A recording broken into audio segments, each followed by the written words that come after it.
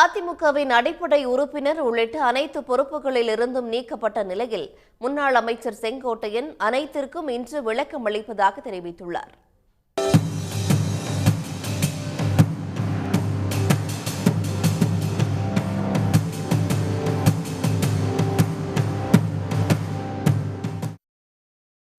கோவையில் கடந்த பிப்ரவரி 9ஆம் தேதி எடப்பாடி பழனிசாமிக்கு விவசாயிகள் சார்பில் நடத்தப்பட்ட பாராட்டு விழாவில் ஜெயலலிதாவின் புகைப்படம் இல்லை என கூறி முன்னாள் அமைச்சர் செங்கோட்டையன் புறக்கணித்தார்.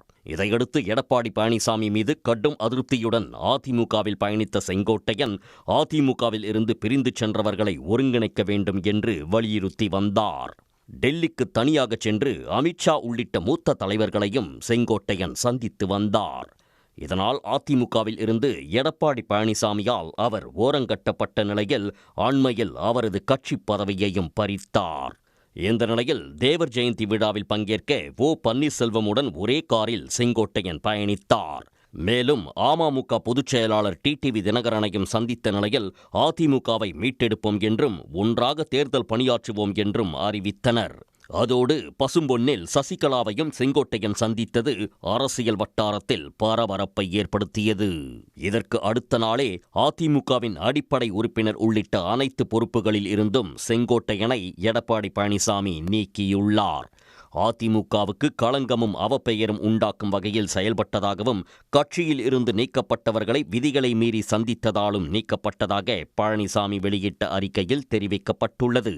இதனிடையே நீக்கம் குறித்து இன்று காலை கட்சி அலுவலகத்தில் விளக்கம் அளிப்பதாக செங்கோட்டையன் தெரிவித்துள்ளார். 11 மணி அளவில் கோபிச்செட்டிப்பாளையம் அலுவலகத்தில் கட்சி அலுவலகத்தில் தெளிவான விளக்கங்களே அனைத்து பத்திரிகையாளருக்கும் நான் விளக்கி சொல்ல இருக்கிறேன். ஏற்கனவே சசிகலா, டிடிவி தினகரன், ஓ பன்னீர்செல்வம் உள்ளிட்ட பலரும் அதிமுகவில் இருந்து நீக்கப்பட்டுள்ளனர். இந்த நிலையில் மூத்த தலைவரான செங்கோட்டையனை எடப்பாடி பழனிசாமி நீக்கியதால் அவரது ஆதரவாளர்கள் மற்றும் அதிமுகவினர் அதிருப்தி அடைந்துள்ளதாக கூறப்படுகிறது. இதற்கு செங்கோட்டையனின் எதிர்வினை குறித்து எதிர்பார்ப்பு எழுந்துள்ளது. உடனுக்குடன் செய்திகளை தெரிந்து கொள்ள சன் நியூஸ் பெல் ஐகானை கிளிக் பண்ணுங்க.